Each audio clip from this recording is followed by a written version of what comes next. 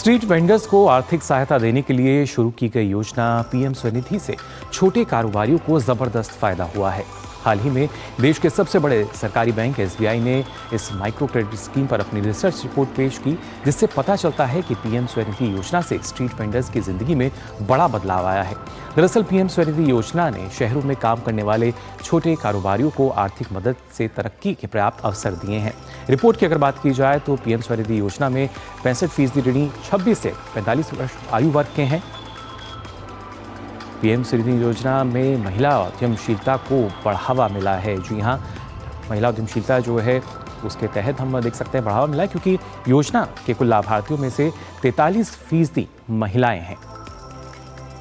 वहीं इस रिपोर्ट के मुताबिक आपको बता दें, लगभग 75% लोन लेने वाले लाभार्थी गैर सामान्य श्रेणी से हैं।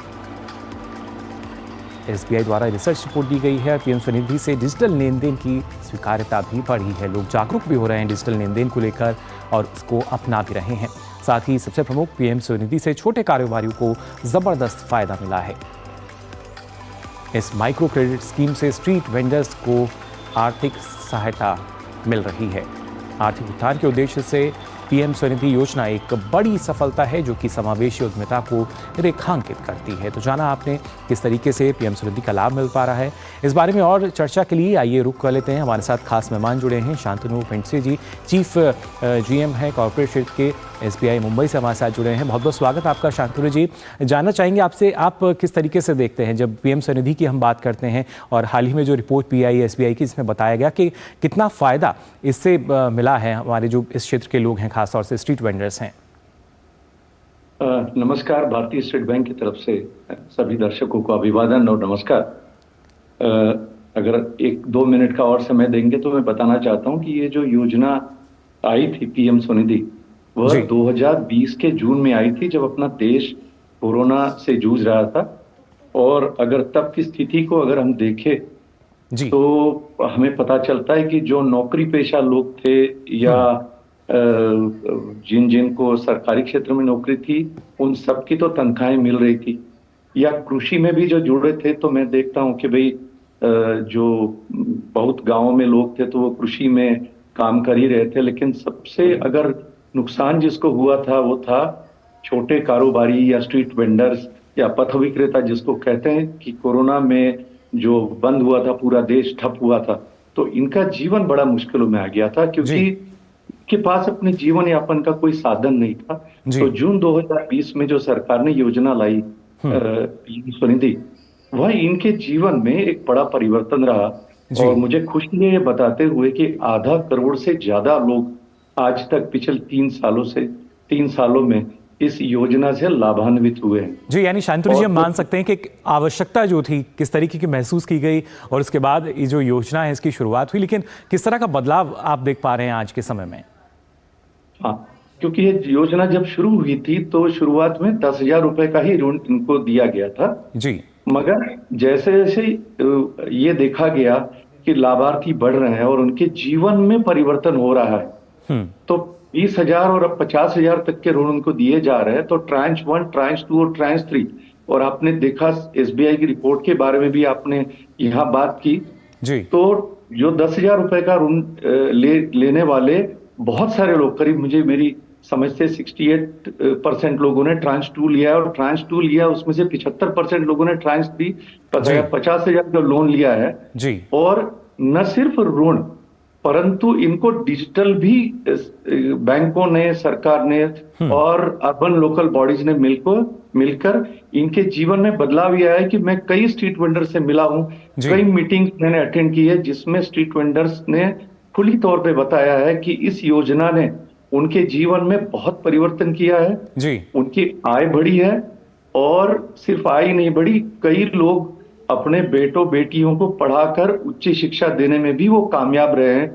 अपना जीवन यापन करने में जो पहले असुविधा हो रही थी, वो आज बहुत अच्छी तरीके से जीवन जी रहे हैं जी। शांतनु जी, और इसकी बानगी तो G20 सदस्य देशों के जो मेहमान आए थे उन्होंने भी देखी थी, कैसे हमारे जो स्ट्रीट वेंडर्स हैं वो डिजिटल पेमेंट को बढ़ावा दे रहे हैं। लेकिन इसके लिए, क्योंकि इतनी संख्या में जब लोग जुड़ जाते हैं, तो क्या कुछ पात्रता रखी गई है? कैसे इसका जो लाभ है वो लिया जा सकता है? इसका लाभ जो है सारे स्ट्रीट वेंडर्स ले सकते हैं, और उसके लिए जो एक साइट है पीएम स्वनिधि की, जो महुआ की साइट है जी, उसमें अगर जाए तो उसमें सामान्य रूप से या तो आपके पास लेटर ऑफ रिकमेंडेशन या वेंडिंग लाइसेंस इतना ही होने की जरूरत है। आप उस पे साइट पे अप्लाई कर दीजिए। जैसे ही आप अप्लाई करेंगे वो साइट सिर्फ बेसिक कुछ केवाईसी और एक दो केवाईसी डॉक्यूमेंट और लेटर ऑफ वेंडिंग मांगती है, और फिर सीधे वो बैंक के तरफ आ जाती है, और बैंक जो है सारी शुरुआत से लेकर आज तक सैंक्शन जो है तुरंत हो जाता है, जी, क्योंकि वो सारा डिजिटल सैंक्शन है। और सैंक्शन के बाद न्यूनतम डॉक्यूमेंट्स में शायद एक या दो ही कागजों में वो ऋण वितरित भी हो जाता है, जी, ब्रांच 1 में भी, 2 में भी और 3 में भी। तो इसलिए स्ट्रीट वेंडर्स के लिए, पथ विक्रेताओं के लिए ये बहुत आसान है।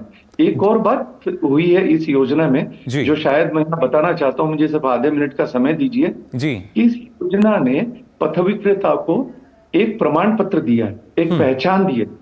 तो एक पहचान के द्वारा इस पथ विक्रेता को एक आत्मसम्मान भी मिला, न जी, सिर्फ ऋण मिला, ताकि एक सर्टिफिकेट उसके स्टॉल पे या उसके जगह पे रहता है, जिससे उसकी एक पहचान बनी है, और जो बिजनेस करना है, कारोबार करना है, उसमें उसको मदद होती है, क्योंकि ये प्रमाण पत्र सरकार द्वारा दिया गया जी, कि ये हमारा पथ विक्रेता है। और डिजिटल लेन देन की बात करें तो इतना बेहतरीन काम हुआ है जी, कि अगर 50 लाख लोग से ज्यादा इसमें जुड़े हैं, तो इसमें से करीब करीब 70% लोग जो है ये डिजिटल लेन देन करते हैं। जी, आपने देखा होगा कि आप सब्जी भाजी भी खरीदने जाते हो तो आप 100, 200, 50 रुपया भी आप यूपीआई के माध्यम से दे सकते हो। जी, और एक बहुत बड़ा परिवर्तन जो आया है कि आपने सुना होगा कि चाहे एसबीआई का योनो ऐप है या फिर और कई ऐप है जो ये कहते हैं कि आपने जैसे ही पैसा मिला उस पथ विक्रेता को, तो वो आवाज आती है कि 100 रुपया मिल गया, जी, रिसीव्ड पेमेंट ऑफ 200 रुपीज और रिसीव्ड पेमेंट ऑफ 75 रुपीज। तो एक बहुत बड़ा परिवर्तन आया है उनके जीवन में, जो पथ विक्रेता थे उनके जीवन में। और खास बात यह है कि ये आधा करोड़ से ज्यादा लोग जो पहले सुबह होती थी तो साहूकार जो है, ये वास्तविकता है, मैं बता रहा हूं कि आप मंडियों में जाएंगे तो पथ विक्रेता को सुबह जो है 900 रुपए साहूकारों से मिलता था और शाम को 1000 रुपया लौटाना पड़ता था।